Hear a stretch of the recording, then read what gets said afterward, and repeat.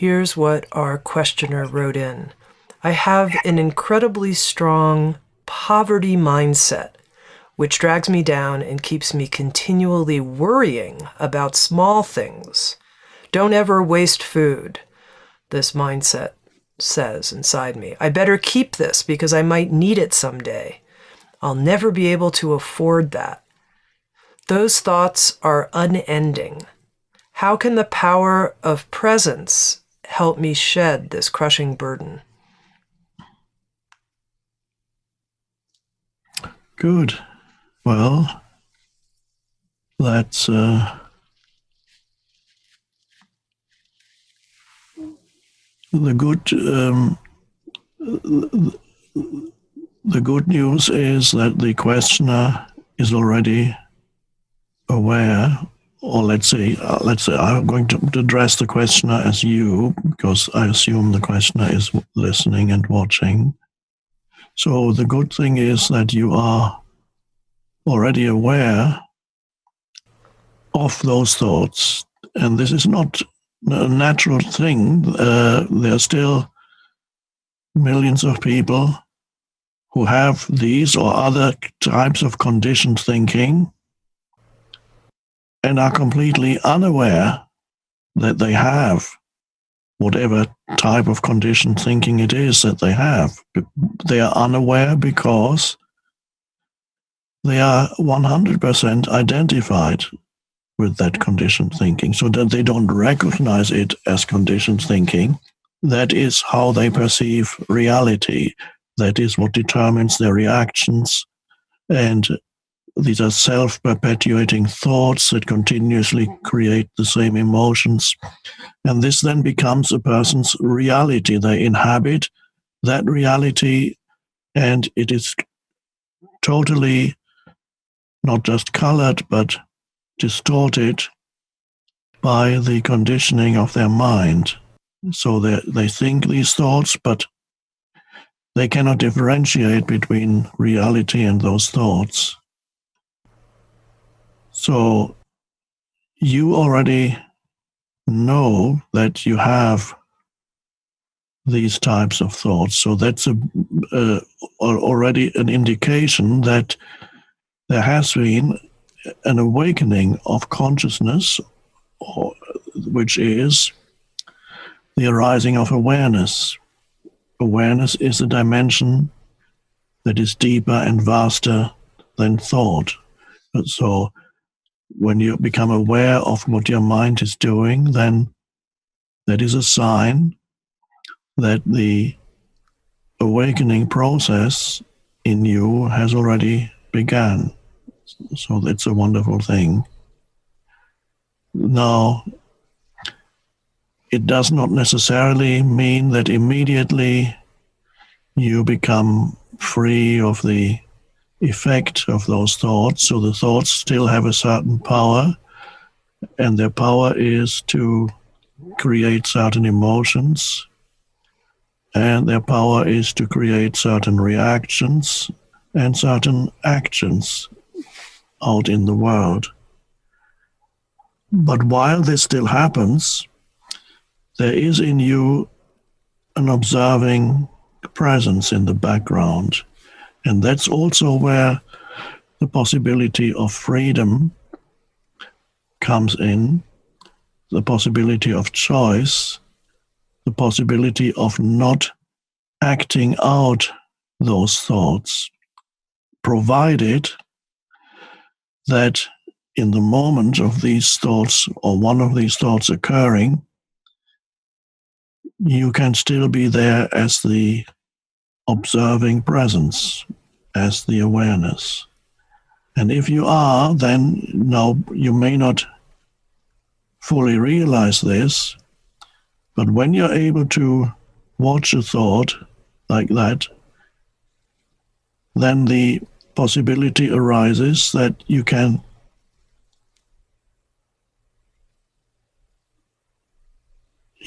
no longer need to be controlled by the thought.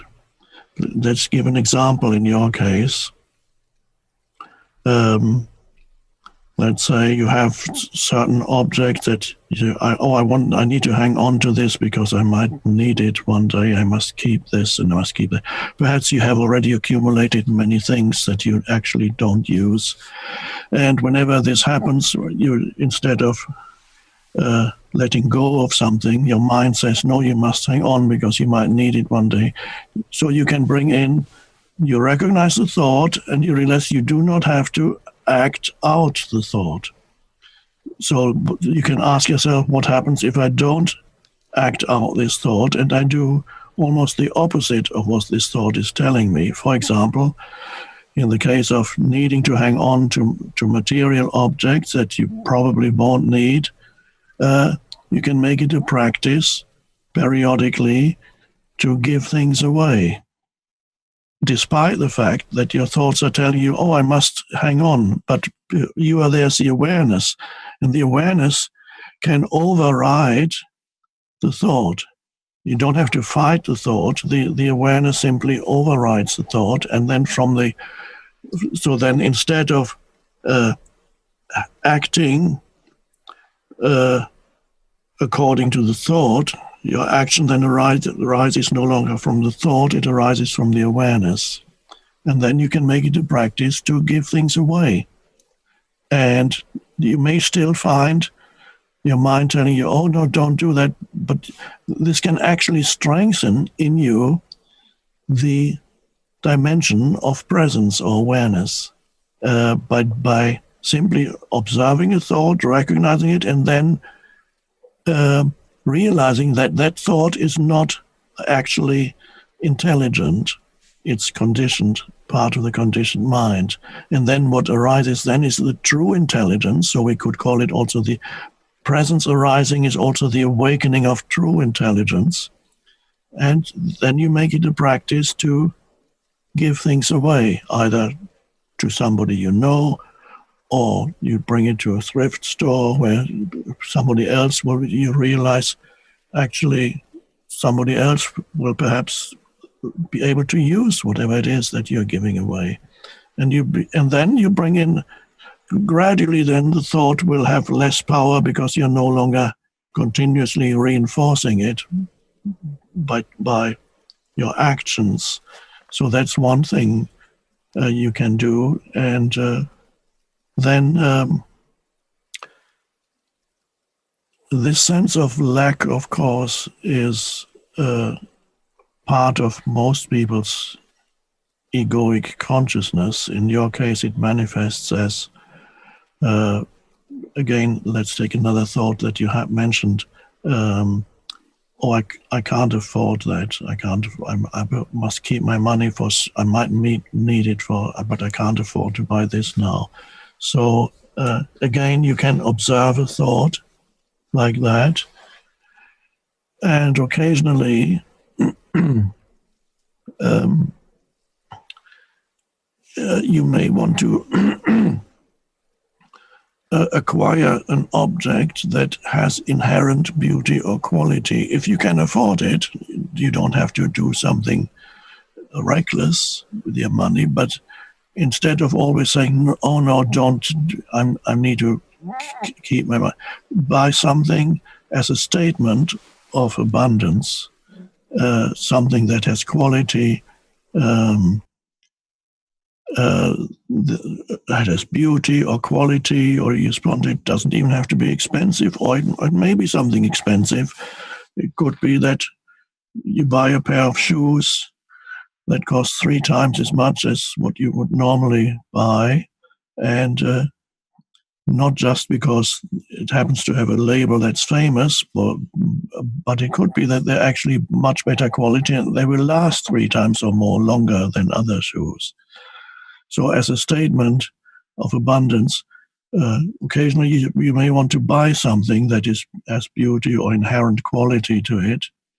Another wonderful practice to counteract this type of mental conditioning is to, I mentioned, it's another aspect of what I mentioned at the beginning, and that is to give away, not just objects, but occasionally to give. To give is a powerful statement of abundance. So if you give to someone, What doesn't matter where it is. Let's say it's somebody in the street. There's a beggar in the street, and you give this person, not as a compulsive thing in your mind that from now on you have to give to everybody you see at a street corner, but you can make it a practice habitually, regularly, to give as a spiritual practice, because it's an affirmation of it's the opposite of lack. When you give, it's an affirmation of abundance, and it's a very pleasant thing to do. And then you might also want to give small amounts of money away, even if you don't have a lot. The act of giving is what really matters. So whether it is to a person that you happen to know who needs something, or somebody you come across seemingly accidentally, or you give to a charity that whose cause you believe in and feel good about. And so again, and then you will probably encounter your mind telling you that you cannot afford to do this, you must hang on. And then you're aware enough to recognize those thoughts and realize that these are conditioned thoughts. And then you do the opposite. And then gradually, when you no longer reinforce the thoughts through your action, the thoughts will lose their power, and gradually they will not appear again. So giving is a very powerful affirmation of abundance, and you may be surprised that when you give a certain percentage of what you have as a habitual thing, then the tendency is for more things to come to you. If you give, even a relatively poor person, unless you're absolutely and totally poor, there's always a possibility of giving, even if it's small amounts. That's one. And another thing to affirm abundance is the appreciation of the aliveness and beauty that's around you in the present moment. So there's when you appreciate what you perceive in the present moment, one aspect of this, what we call appreciation, is to realize that these are all manifestations of the fullness of life, the abundance of life. The trees, every tree has thousands of vibrantly alive leaves. The sunshine, the sun is a symbol of abundance. It gives continuously of itself. It just gives and gives for millions and millions of years. It's just an outpouring of energy continuously. It's a miracle. So even when you're aware of the sunshine and you appreciate that is already also any act of appreciation. One aspect of the act of appreciation is the act of the appreciation of abundant life, because everything that you appreciate is a manifestation of what actually, when I say the fullness of life, it's an expression that Jesus used when he said, I want you to have life in its fullness. In some other translations, it's called, I want you to have abundant life. What he was pointing to was, he always talks about state of consciousness. So when he says abundant life, he does not mean that he wants you to have a huge number of possessions. That's not necessarily, that possessions are a small aspect of abundance, but they're not the most important aspect of abundance. It's a state of consciousness, actually the state of presence.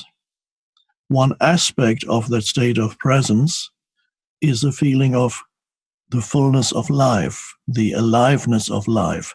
But ultimately, when I say life, you have on the one hand the manifested life that is in the external world, physical manifestations of life, but then there is the unseen life, the essence of life that inhabits every form of life. So when Jesus uses the word life, he's referring to the essence of life, which is ultimately consciousness. And I want you to have the fullness of life I want you to have this realization of what the source of all life is. That is ultimately the fullness of life is the source of all life. That's where the true fullness is. That is the fullness. So the appreciation of things that you don't need to own them. You can just appreciate the beauty. You don't have to say, oh, when you see a flower, you don't need to I need to pick this flower and take it home. No, you can appreciate and then you walk on. And you can even look into a shop window and see something beautiful. I sometimes do that, not that much these days anymore, but years ago when I lived in London, I would often go for long walks in the city, just experiencing the aliveness of the city. And I would sometimes enjoy looking into shop windows and, oh, something beautiful there. But I didn't have the desire nor the money to buy it. And even if I had the desire the money to buy it, I probably wouldn't have bought it. But there was an appreciation. And even now, I probably would be able to buy many things that I see in shop windows. I just don't have the desire to buy very much, but appreciate it and then walk on. So that's